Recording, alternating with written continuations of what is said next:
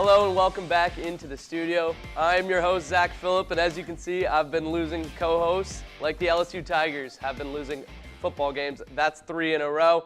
But let's talk about South Carolina first. The Dores come off a 28-7 big loss. Their worst game of the season last week against South Carolina. It was a really disappointing performance. The offense just could not get going.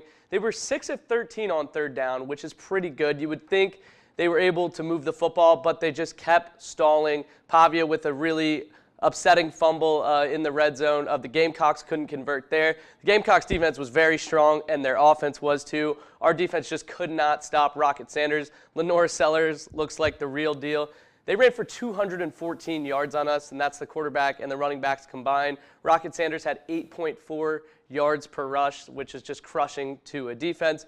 And we allowed 9 of 12 on third down, which is a very telling statistic. Sellers, 2 touchdowns, 240 yards passing on only 20 attempts, really efficient. South Carolina just downright beat us. Vanderbilt looked like old Vanderbilt and quite frankly did not belong on the field at home with South Carolina. Very upsetting. This week, they will head into the Bayou, a night game against the LSU Tigers, one of the hardest places to play in college football. LSU's bringing out their gold jerseys. It's going to be a very tough game for Vanderbilt. However, LSU is on a 3-game losing streak. They've lost to Florida, A&M, and Alabama in their last 3 by decisive victories by the other teams in each of those. So they are off a big skid recently. And reports out of LSU are saying that the Tigers are sort of falling apart here. There's not much motivation now that they know they can't make the playoffs, but they're already in a bowl. Similar thing for Vanderbilt, but because it's such a Cinderella story of a season for Vanderbilt, there is still that motivation and that buzz to the season. But LSU, very disappointed in the last couple weeks. They had to call some team meetings to get the energy and the morale up. We'll see what that looks like on the field on Saturday. But Clark Lee said it this week. They are really good in all 3 phases. It's a good offense, good defense, good special teams on offense. Nussmeier, an efficient, really good quarterback. A 3-headed monster of pass catchers. Kyron Lacey, Aaron Anderson, and tight end Mason Taylor each have over, I think it's 46 catches each. So that's going to be tough to defend given our secondary has struggled, especially in deep passes. We'll see if Kyron Lacey and Nussmeier can take advantage of that. LSU was a team that was believed to be one of the best teams in college football about halfway through the season. They lost their opener to Southern California and went on a massive win streak after that.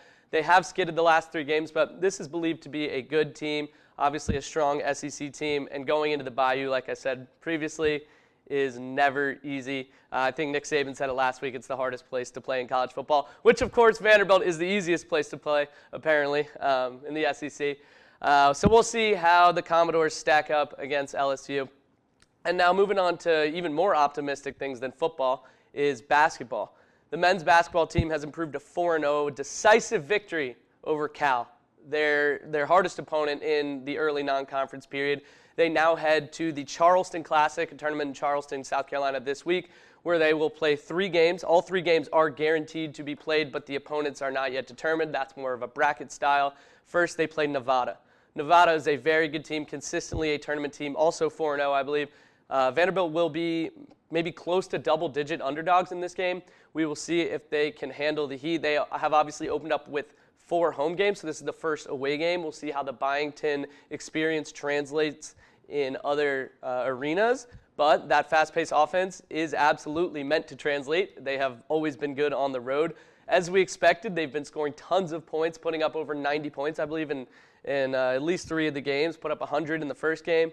And to talk some specific players here, Jason Edwards has not been ultra efficient, but he's putting up those shots. He is that wow factor, fun to watch, super quick release, getting the ball down the court in transition, and he'll fire up those threes. Similar to Tyler Tanner, who is my favorite player on the team right now, the freshman point guard out of Brentwood Academy, has just been lights out in the first 4 games.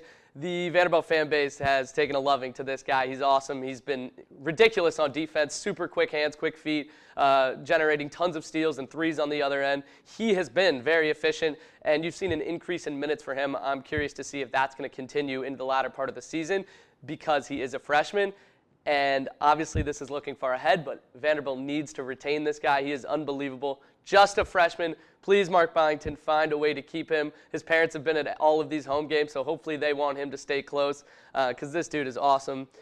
Moving on, Devin McLaughlin, just a rebound machine so far. He's not that big, so we'll see if he's able to do that down the stretch against some of the bigger SEC bigs, and even this week at the Charleston Classic against some better teams, because the opponents haven't been great so far, and the bigs, especially on the other teams, have not been impressive.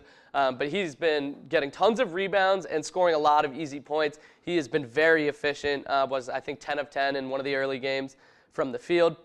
Tyler Nickel not shooting great so far, but he is another catch and release, very quick shooter. Hopefully they will also get back Alex Hemingway, the Clemson transfer. They could definitely use him from three, shot over 40% last year.